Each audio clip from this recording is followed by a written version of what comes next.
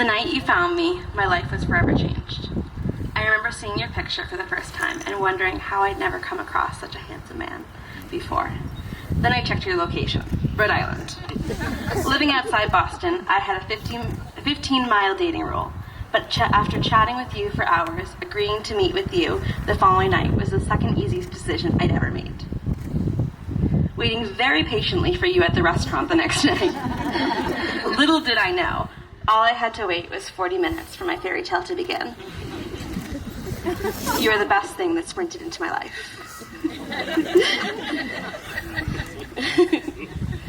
It's been 5 wonderful years, yet I feel like I've known you my entire life. You're my missing piece. I truly believe that people are like puzzle pieces, forever in search of their perfect match. I can say with the utmost confidence that I found my perfect match, my puzzle piece. You're my best friend. Being with you is where I feel safest, most myself and just alive. Over time, our souls have fused into one. I love making up songs for our cats with you, listening to you break into song when you think you know the words, lying in your chest as it feels like home. I love that you get excited about little things like matching sweaters, or even matching electric toothbrushes. Days with you are never boring, from going on adventures to new restaurants or shows in the city, to spending our days curled up cozy with books and tea. Life with you fills my cup. You light up my world. You strengthen me in days that are darker and encourage me in days that shine bright. My Maxie, my love, my baby. I could say I love you forever, but it would never encompass how much I love you. Here is what I can promise you. I promise to have your back in times of trouble and in times of joy. I promise I will always listen to you, support you, respect you, and believe in you, even and especially in times you don't believe in yourself. I vow to inspire and help us be the best versions of ourselves. I promise to stay well fed so I don't get hangry and bite your head off. Because I can. To communicate clearly and often with openness and an open mind, allowing you to do the same. To acknowledge and celebrate progress rather than perfection. To be open to the idea that girlfriend, fiance, and now wife isn't always right. Husband can officially be promoted to often right. Like Princess Leia Organa, I will always tell you that I love you. And like Han Solo, you'll always know.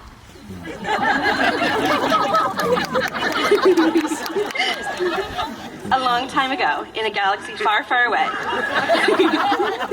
I found the one I was looking for. Join me, and together we can rule the galaxy. When I walked through the doors to Saga 5 years ago, you took my breath away. Figuratively. Literally, it was the frantic sprint from my car to the restaurant that had me struggling for air, as if that could make up for being 40 minutes late. But you were pretty breathtaking, too.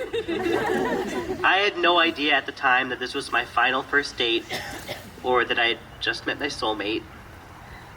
All I knew is that you were beautiful, kind, smart, and I wanted to get to know you. And over the years, as dressed to impress clothes slowly turned into pajamas, and dinner dates out turned into cozy nights in, drinking tea and reading with Ivy and Cody, I can say with confidence we now know each other better than anyone else. Almost like we have one brain. In the 5 years we've been together, you have changed me for the better. You've expanded my food horizons. I've grown more open and better at communicating. I've become significantly more social. It was kind of a low bar, but you encouraged me to pick up creative writing again. Maybe most importantly, you turned me into a cat person. And as I begin my vows proper, my first vow to you is this. I promise to always keep working to change and improve to become the best version of me. I promise to communicate with you openly and honestly, respect you, and never take you for granted. I promise to entertain you and laugh with you over silly inside jokes that don't make sense to anyone else, and to excitedly bombard you with way too much information when you ask me to explain some nerdy reference, or even when you don't. I promise to take care of you, whether that means cooking good food for us, bringing you a cat to cuddle if you had a rough day, making you chicken soup if you're sick, comforting you if you're sad or anxious, or even one day taking our future kids out to the park to give you time to catch up on your latest book. I will show up for you and prioritize you every single day. Above future.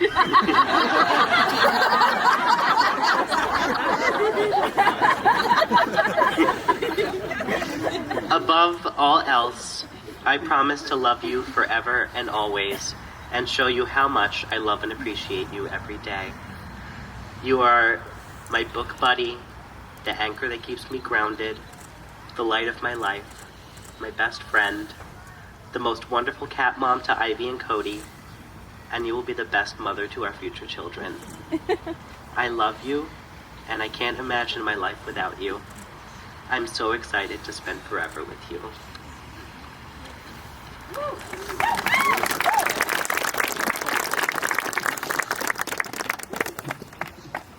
First, I would like to thank David and Stacy for this incredible event. Max is so happy, and we are so happy to see them together and to join our families. So, turn it over.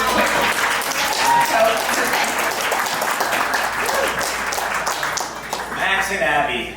Abby and Max. Mabby. And Axe. I wanted to share a few thoughts with you on this spectacular day. I know you know how much we love you both. We've had many opportunities to spend time with you as a couple since you first began your journey together. But you might not know how exceptionally proud we are of you, though, for reaching this particular milestone. So, a little background. Those of you who weren't around for Max's special beginning might not know how touch and go it was. When he was born, he was about 3 months premature, and he was significantly underweight. We didn't know whether we'd be able to bring him home, much less whether he'd be able to live a happy, productive, independent life. And I wish I could go back in time and tell 1994 Lisa and Michael what's happening here today. I would tell them what a sweet and wonderful son Max became. Talented, responsible, and a good person. I would tell them that he never gave up and that we should never give up. I would say that he found a wonderful woman named Abby who is invested in his happiness and is as sweet and caring as he is. And I want 1994 Michael and Lisa to know how committed they are to each other, how they lean on each other, and how they have each other's backs. I would also want them to know that it might be a good idea to invest heavily in Marvel Studios. and to watch out for social media. They did not see those things coming. One theme throughout Max's life has been music. We sang to Max in utero. We sang to him every day in the neonatal intensive care unit. We sang to him when he got home in something that we called high chair theater. He'd sit in his high chair, mostly not eating. We'd sing and dance around him. And the absolute best praise that we got, probably that we've ever gotten for performing, was when we get to the end of an improvised, choreographed, harmonized showstopper, and Max would give us a one-syllable request for an encore. Mom? Eventually, he became interested in singing lessons, learned to read music, arranged and conducted a choral piece for his high school choir, went to college for music education, and became a beloved music teacher. And music is so central to who we are as human beings. Take a look at the top 10 songs in the Billboard Hot 100 for March 25th, 2024. Today, nearly all the songs are about couples. Songs about things going well, songs about things Not going so well? Oh, Taylor. There's something profound and universal about the connection between music and romantic relationships. The other timeless theme in this week's Top 10 is how Kendrick Lamar is really mad at Drake. I mean, really mad. My favorite lyric in the Top 10 right now is, I see my family every month, I found a girl my parents love. And I think of Max and Abby every time I hear those words. Bonds of love are very, very strong, but bonds of family are also very important. And we are so grateful for how family-oriented the two of you are. And you can just see it around you, this wonderful group of people that you gathered. So let's raise a glass to you, Max and Abby. We're proud of you. We're proud of what you're building together. May you always share the music of your lives with each other, with all of us, and with the world. L'chaim. When I was learning how to talk, one of the first words I learned was brother. Except, it wasn't pronounced brother, it was pronounced Mackie.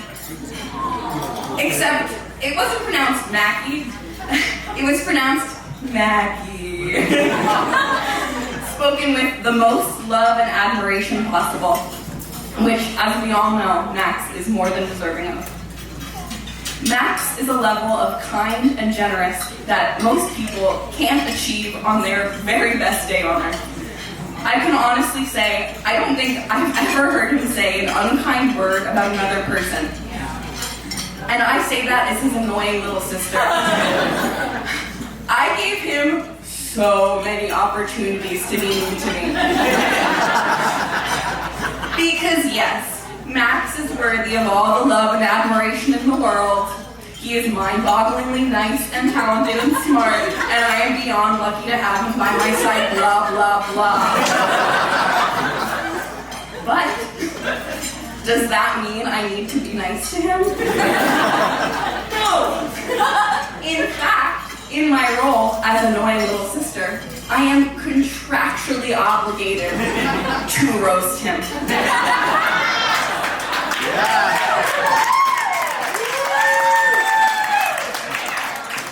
As some of you know, I spent several years publicly rating Max's Facebook status updates.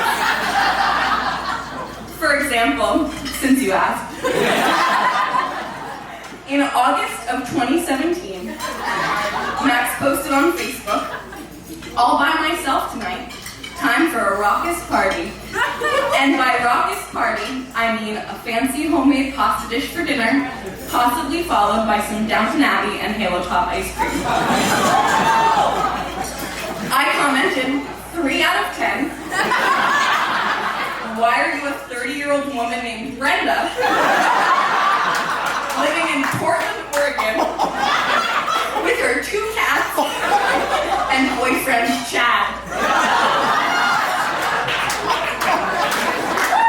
Or, when Max wrote, got through my first day of high school, student teaching, without being shoved into a locker or called a nerd. So far, so good. I commented, 0 out of 10, nerd. Give me your lunch money, or I'm buying you a one-way ticket to Noogie Town. And Max, I want to say I'm really sorry for writing these. I also want to say sorry for reading them out loud just now in front of all of your friends and family on your wedding day. But I also want to say that it really is coming from a place of love. I feel so lucky to have you as my brother and to be gaining Abby as a sister. Abby, you have a heart of gold. You radiate warmth in every room you walk into. You have brought so much love and light into Max's life. You also have 2 of the most important traits a big sister can have. Great clothes, and never getting tired of talking about great clothes. I am so excited to have you in my life. But It feels a little unfair for you to come in this last minute and swoop the sister title without the years of harsh critique that Max had to endure as my brother. So,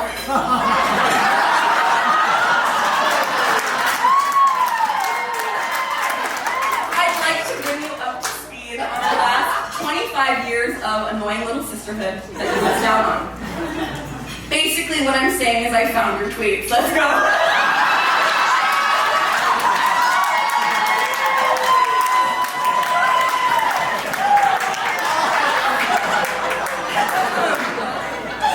In 2014,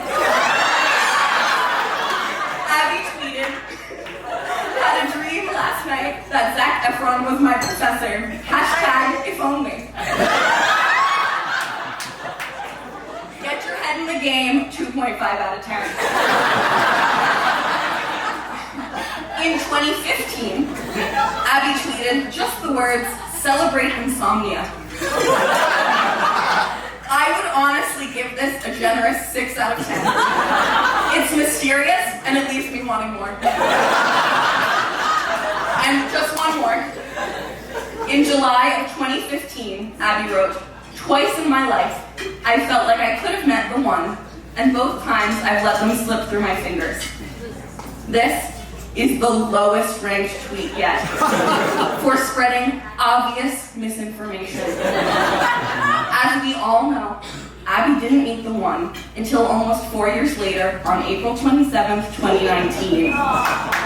0 out of 10.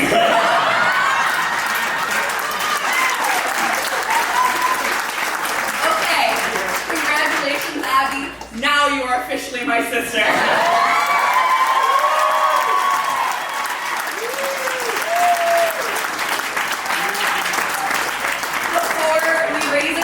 To Max and Abby and their lifetime of happiness and love to come, I'd like to share one final story about Max.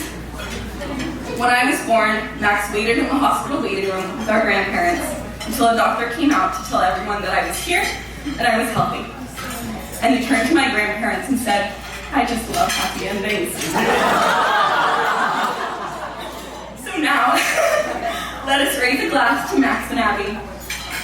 I love you both for life, even if it's sometimes tough love. And I